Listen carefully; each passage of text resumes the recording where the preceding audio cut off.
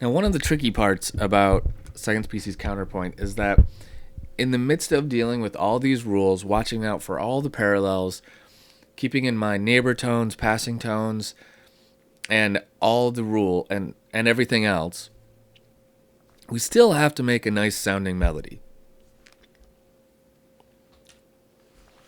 And that can be rather tricky. So let's finish this one out. I'm going to do it two ways.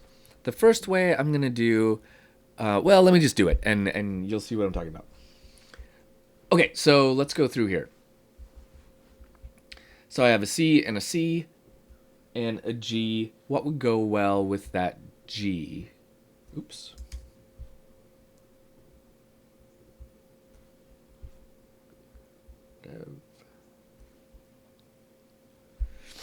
Okay, a G that goes up. Let's do contrary motion. I can go down to a B.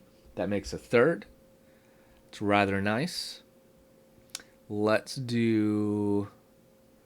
We could do a consonant skip here and get us up to a D. That works well. Now we have an E, and we could go up to an E since we're kind of on our way there anyway. So that makes it a nice melody line. This da da da da da kind of thing works well. Let's try doing a passing tone here. So I could go down to a D. That's going to make a seventh between E and D. So if that's a true passing tone, I've got to go to a C here. So hopefully that works. I have an A and a C. That makes a third. That's okay. Let's go now up to a D again here, and let's make that another passing tone. So that's a fourth, A to D, right? And fourths are considered dissonant. So if I'm going to treat that as a passing tone, I go up to E. If I went down to C, it could be considered an upper neighbor tone. Let's have a look at that.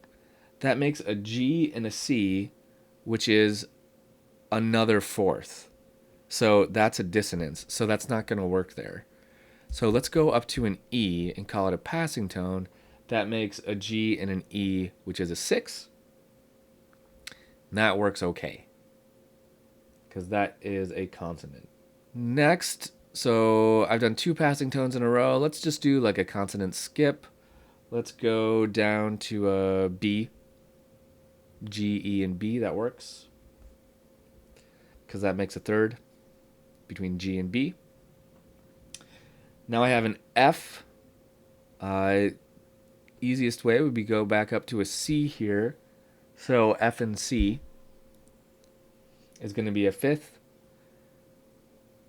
Then I can go right up to a D, which is a sixth. So I've got 2 consonant intervals in a row. That's not a consonant skip. That's just 2 consonant intervals. And now here I have an E and an E. I can land right on an octave, which would be great. Let's do another consonant skip. Let's do a big consonant leap down to G so I can set up this A to work, right? So I'm going to jump down to G here. That's a consonant leap. E to G is a third. That works just fine. And then I can finish it out. Cool, right? I don't think I broke any rules. Let's hear it.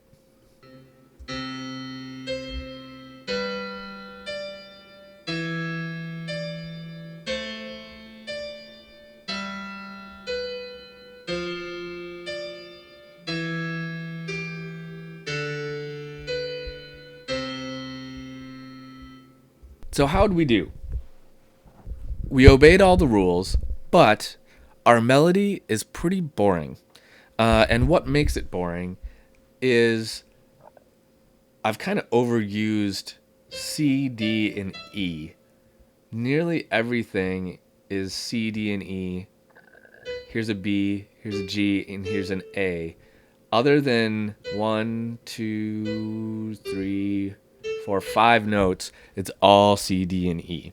So it's really kind of contained in a very narrow range of notes, just 3 notes that I'm using over and over and over, which tends to make not a great melody. So let's try that again.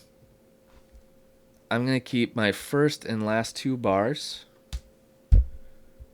And let's take a different angle with it. Let's now think about obeying all the rules, but let's also now think about the melody and making sure our melody comes across as nice and lyrical. What we want is not to be repeating a bunch of notes, and we also tend to want like kind of a direction to it, like a high point around the 3/4 mark, or some kind of point, some kind of moment in it. So it climaxes somewhere, it reaches a high note. You can do it with a low note also. Something that shows a little more direction. Okay, so let's try it again. Here we go. So for this first note, let's go down again because we do like that contrary motion. We have a third. Now, right away, let's just get out of this CD stuff. Let's go down. So now I've got a second, so I'm on a passing tone, and I'm going to resolve it down to a G. E to G is a third. That works great. Let's go back up to that B, and let's see if we can kind of do a sequence kind of thing here. So we have a consonant skip. That's okay, because I have a third here and a fifth here. So those are both consonants. Now let's go. So I have an A and a C. I haven't overused anything yet. I've got a nice little line. We go down, we go up. So far, so good. Let's do, so A to C, A to A. How about another consonant skip? Kind of falling down again. So I have a G. What can I do to get down lower? I just kind of want to get away from these notes. Let's go to E. That makes a sixth. And then I can skip up, another consonant skip up to the G to make an octave. So another consonant skip. Then let's step into an A. F to A is a third. That's okay.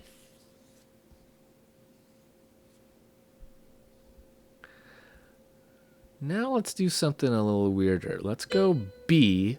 So that's a dissonance. So that's going to be a passing tone. And I'm going to hopefully step into C against an E. That works. That is a sixth. But check this out. This B,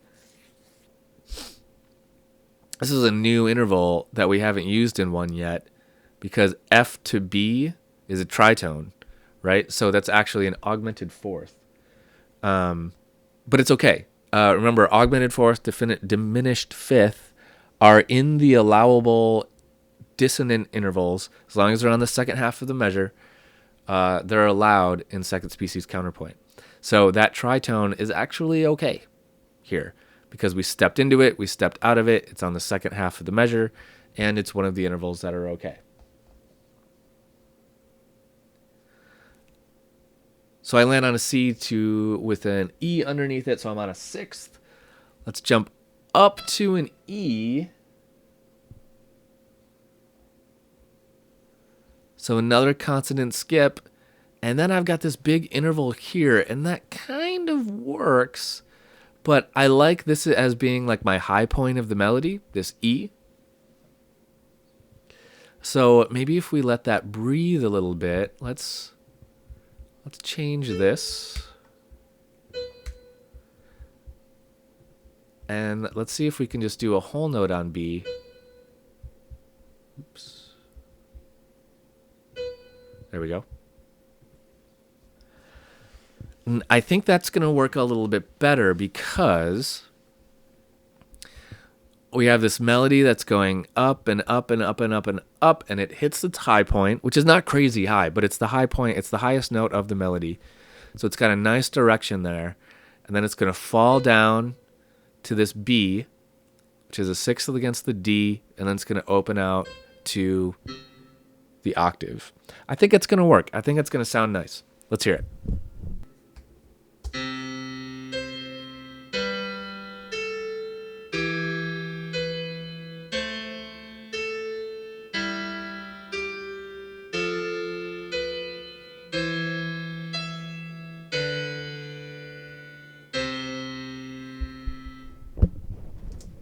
All right, it's better, right? It's much better than the first one.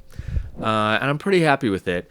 The melody has a much more interesting shape. So when you're writing these, this is just another thing we have to think about while we're working on Counterpoint is, does it sound interesting, right? We can obey all the rules and write something really dumb. That's totally possible. So be keeping in mind the flow of the melody. You want it to have, a range of about an octave. That's not that's not a rule. Don't hold yourself to that really fiercely. But mine in this case does have a range of exactly an octave, actually, meaning the lowest note, if I look for that, it's an E. The highest note is an E. So it's got a range of about an octave. It kind of meanders around inside of an octave. And that's nice. That makes for a nice melody. If you have too big of a range, it feels like you're just jumping around like crazy. And if you have too small of a range, it feels like you're just repeating notes over and over like you saw in the first one that we did.